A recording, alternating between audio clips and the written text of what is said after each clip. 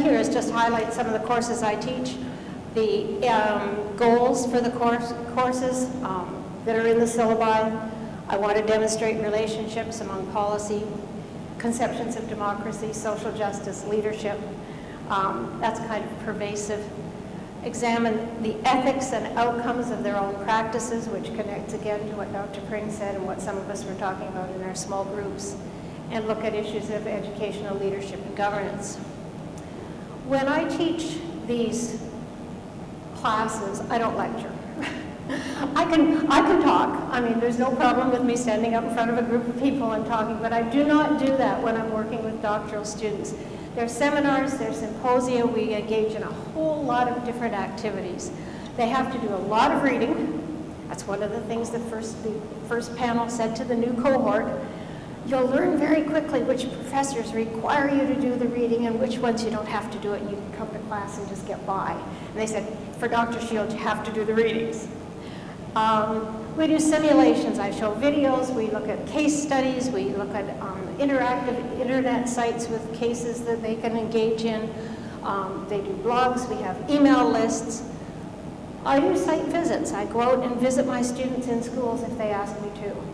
And that takes a lot of time. And I ask them to do a lot of reflection. So what do I do?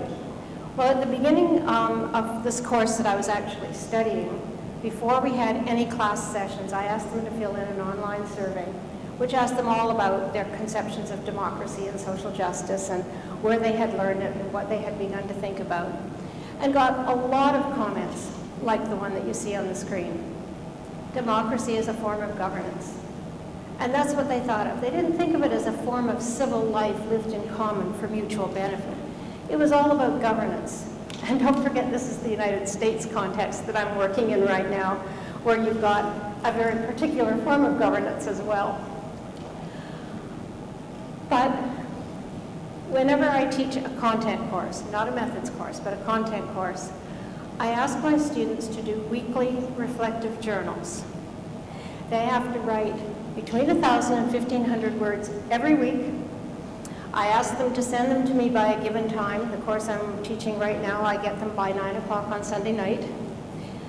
And I immediately grade them. They get them all back. They've all got them back by about 10 o'clock Sunday evening, because I start looking at them as soon as they come in, starting about Friday afternoon. Saturday, I go back and forth to the computer and grade them using track changes. They're graded out of 5, which is really nothing. And I ask them to show me that they've understood the readings, that they've applied the readings, and that they've critiqued the readings, okay? And if they do that, they get 5 out of 5, whether I agree with them or not. And it's a way of having an individual conversation with each one of my students, pushing their thinking, not embarrassing them in class if they've really missed something. I was sharing with one of the group this morning that I had my class in the summer read Jane Perryman, who's a British researcher, her article on performativity.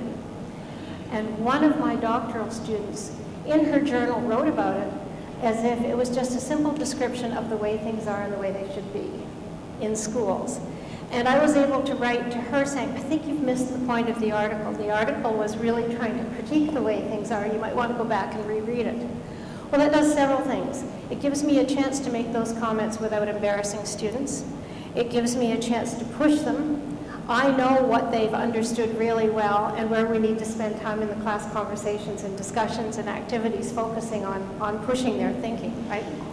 So what I did then is, for this particular class, got permission to analyze the journals and use them as a basis for seeing what kinds of changes this particular course might have made in their thinking. I'm very much aware of the issues of power and that students can say what they think you want to hear, which is what's reflected in this quote on the screen. I honestly don't think that was the case for a number of reasons.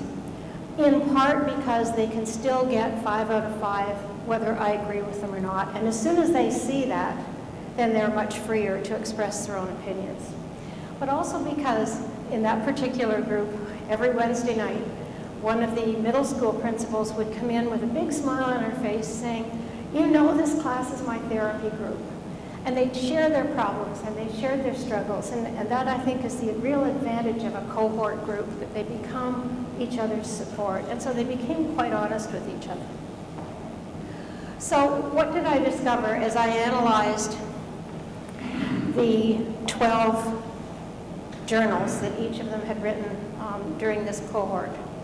As I analyzed them, I identified 6 themes, 2, 4, 5 themes, that came up through their writings that I think are important because they probably represent different stages in moving students' understanding.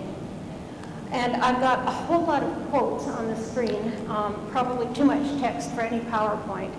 But the first thing we found was that students were saying, "Wow," look at the second bullet, "I've never heard social justice before." And that is not an isolated comment. Here's somebody who's taking a statement from journals or from the readings and saying, "I'm adopting that as my new mantra." Well, the mantra changed almost every week on this student's part. Reference to a specific article. The Ladson Billings article made me stop and think about my patriotism. I have a long way to go. I love the last one. I'm considered a highly educated person, and here I don't have the knowledge or skills to question or understand the politics of the country I live in. And so, interestingly enough, they were beginning, at the very beginning, to say, "Wow, I haven't understood what I needed to understand." And so that was the first thing that we pushed them to doing. Acquiring new language, acquiring new paradigms became particularly important. How did we get there? How did I miss this? Where was I? This notion of neoliberalism was an education, to say the least.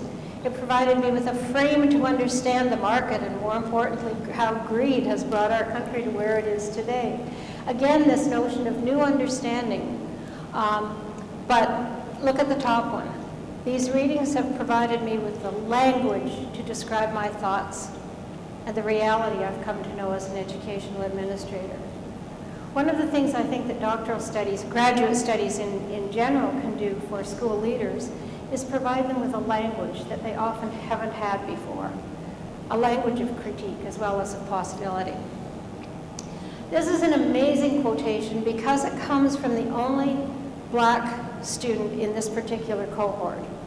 And she'd been very reluctant to talk about issues of race. And obviously it was important for me not to allow her to be put on the spot and to be thought of as a token Black woman who was giving a response.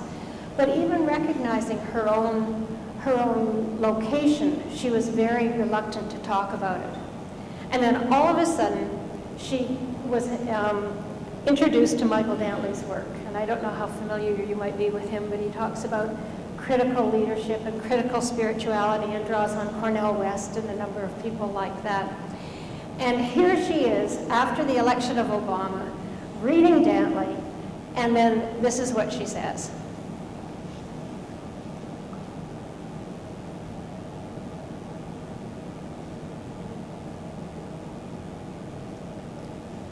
"I feel like I'm being armed and properly equipped to fight the battle on behalf of those who cannot. And here I am, a white, privileged educator, having a Black educator in my cohort saying that I'm able to help her become equipped to make a difference for her people," basically. Which is a very powerful statement to me in terms of indicating that doctoral studies can have a real impact on our students. Many of the students first feel really guilty. I find myself writing back to them over and over, "Don't be too hard on yourselves. Don't beat yourselves up." And they say, "Oh, I should have known this. I should have been having these conversations. I've been engaging in this practice and I've been marginalizing these students and I haven't had conversations about racism. And I've talked about how we shouldn't see color because we're all human beings, and we talk about colorblind racism and some of the difficulties of it, of course, in my classes." And they express a tremendous feeling of guilt and confusion. And I think it's really important that we acknowledge it, that we help them understand